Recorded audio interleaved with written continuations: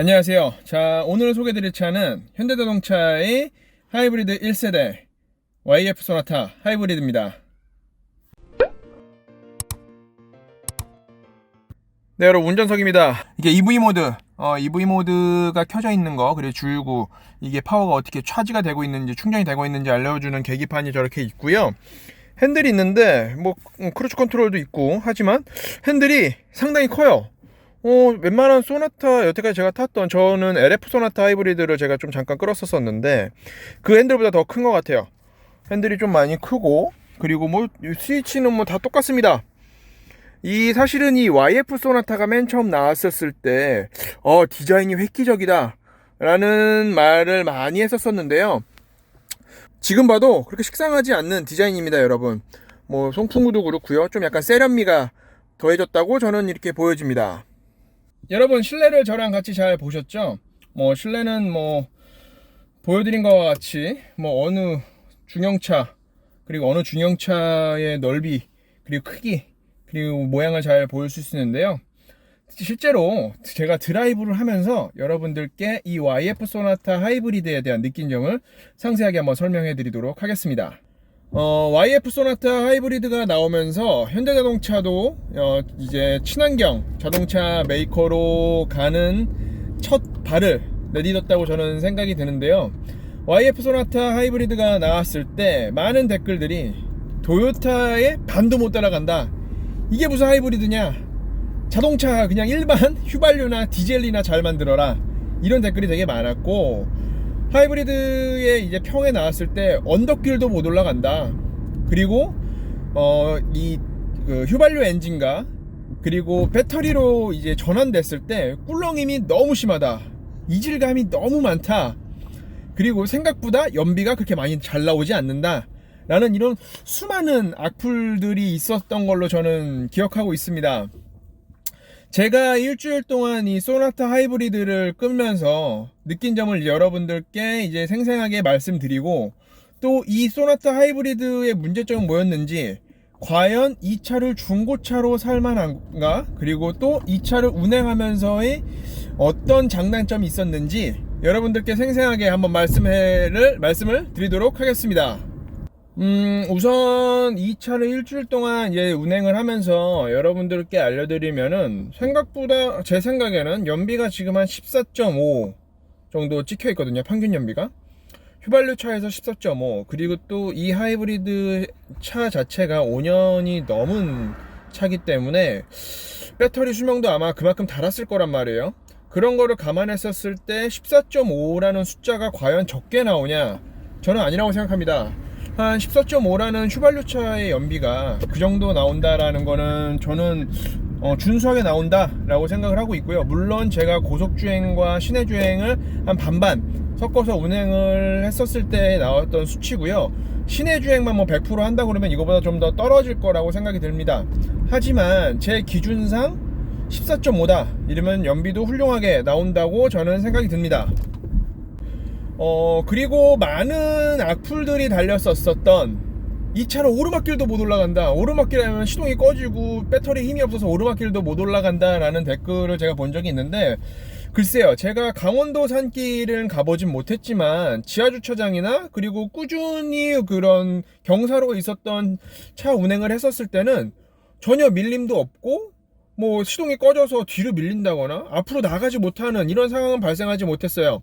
혹시라도 이 YF 소나타 하이브리드를 끌면서 그런 고질병을 겪었었던 분들은 저의 댓글에 어떻을 때 그런 병이 나타난다 라는 거를 많은 분들께 함께 공유를 해주시길 바랍니다.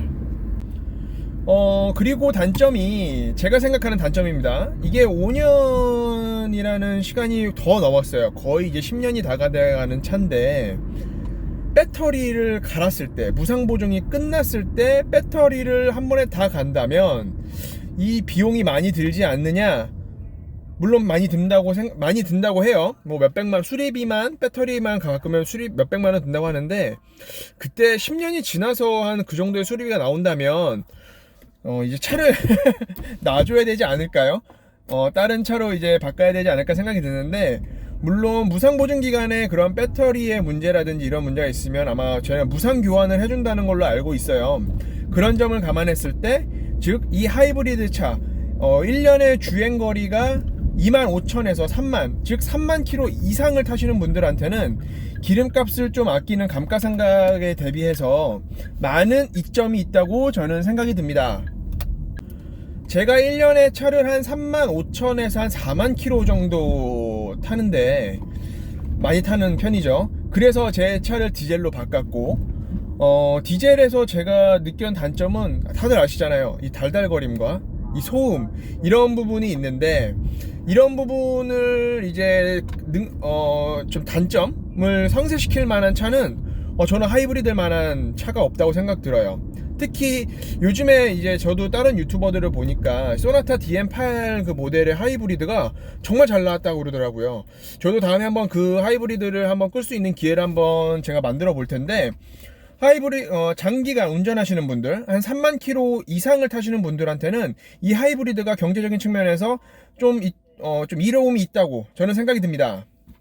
운전하면서 이제 느낀 좀 단점이라고 할까요? 이런 단점 하나는 이 저속에서 EV 모드, 즉 배터리로만 이제 전기 모터로 돌려서 가는 모드에서 갔다가 엑셀을 꾹 밟아서 엔진이 돌아가는 모드로 간다고 하면, 처음에는 그러니까 고속으로 갔었을 때는 그렇게 꿀렁임은 있지 않아요. 이질감이 그렇게 크지 않는데, 저속으로 갔을 때, 즉 그 배터리의 전압이 낮아서 휘발유 엔진을 돌렸을 때 이 엔진이 딱 돌아왔을 때 그 꿀렁임과, 그리고 시동이 꺼지면서 EV 모드가 딱 들어갔었을 때의 이질감은 상당히 조금 있는 편이에요.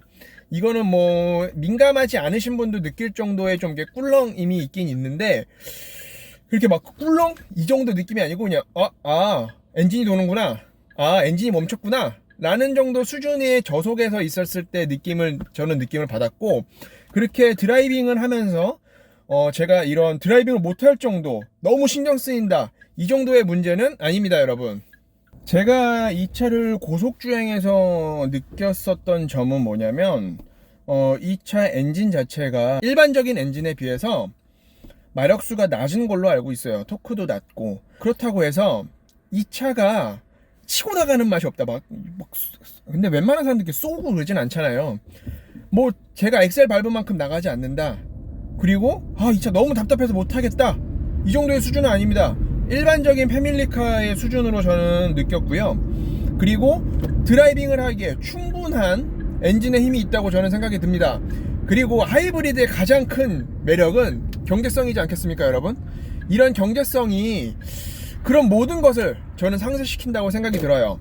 그래서 하이브리드 끄시는 분들은 일단 소음 없어서 너무 좋다, 그리고 진동도 너무 적다, 그리고 이게 운전하는 건지 너무 스트레스가 정말 없다, 이런 점으로 봤었을 때 그 치고 나가는 맛, 이게 정말 큰 단점이 되진 않습니다, 여러분. 그리고 이 차의 장점은 아까 제가 경제성, 그리고 소음 이런 게 전혀 없고, 그리고 너무 조용하고 드라이빙에 대한 정숙성과 너무 좋다, 이런 게 있는데, 제가 볼 땐 이 차의 문제점은 아닌 것 같아요. 현대기아자동차의 좀 소나타급, 그리고 소나타 이하급들 문제점 하나는 저는 핸들이라고 생각해요. 이 MDPS라는 이 핸들이 이 차에도 들어가 있는데, 핸들이 좀 돌렸을 때 이질감이 있어요. 좀 뭐라고 그럴까요? 제가 정확히 딱 말씀을 못 드리겠는데, 확실히 저희가 그때 그 쉐보레의 그 말리부를 보여드렸잖아요. 말리부와의 핸들링을 비교했었을 때는, 말리부와 소나타를 비교했었을 때는 말리부의 압승입니다. 이 현대자동차도 글로벌 메이커지 않습니까, 여러분? 전 세계 사람들에게 이 편안한 드라이빙과 패밀리카로서의 능력을 주기 위해서는 이 핸들 좀 더 개발을 해야 될 필요가 있다고 저는 생각이 들어요. 자, 여러분, 이 차가 멈춰 있었을 때 정말 아무 소리도 안 나요. 소리 들리세요? 정말 아무 소리도 안 나죠? 차의 시동은 꺼져 있고, 즉 시동이 꺼져 있다는 말은 엔진은 돌고 있지 않고 EV 모드에 불이 켜지면서 이 전기 모드로만 지금 저속으로 가고 있습니다. 정말 아무 소리도 안 나요. 이런 소음과, 그리고 이런 다른 데서 들려오는 이런 잔진동, 이런 게 전혀 없기 때문에 이런 드라이빙에 대한 스트레스가 전혀 없는 차로 하이브리드는 정말 강추입니다, 여러분. 어떠세요, 여러분? 제가 여러분들께 드라이브를 하면서 제가 느꼈었던 YF 소나타 하이브리드를 일주일 동안 타면서 느꼈었던 점을 여러분들께 생생하게 들려드렸는데 좀 피부에 와닿으신가요? 1년에 3만 킬로 이상을 운행하시는 분들의 경제성을 생각한다면, 그리고 운전했을 때의 소음, 진동, 이런 스트레스를 느끼고 싶지 않으신 분들은 하이브리드 적극 추천입니다, 여러분. 그리고 또 우리 현대 기아의 하이브리드에 대한 이런 뭐라고 할까요? 기술력이 정말 많이 전 세계 1위의 하이브리드는 사실은 일본의 도요타죠. 도요타만큼은 많이 쫓아왔다라고 저는 생각이 듭니다. 뭐 물론 애국심이라서 그렇게 말씀드리는 건 아니고요. 정말 현대기아차도 기술력이 그만큼 많이 올라왔다. 다만 여러분들도 아시죠? 인터넷에 많은 글들이 올라왔는데 차를 만들 때 제대로 만들어 주셨으면 감사하겠습니다. 왜냐면 소비자들의 몫이거든요. 모든 거는요. 그러니까 차를 잘 만들고, 그리고 이쁘게 만들고, 그리고 소비자들한테 칭찬을 받게끔 만들면 현대기아자동차 세계 제1의 메이커로 가는 길은 얼마 남지 않다고 저는 생각이 듭니다. 여러분들, 그럼 YF 소나타 하이브리드는 여기까지 제가 설명을 해드리고요. 다음에는 또 다른 자동차로 한번 여러분들께 소개해 드리도록 하겠습니다. 그럼 지금까지 할까남이었습니다.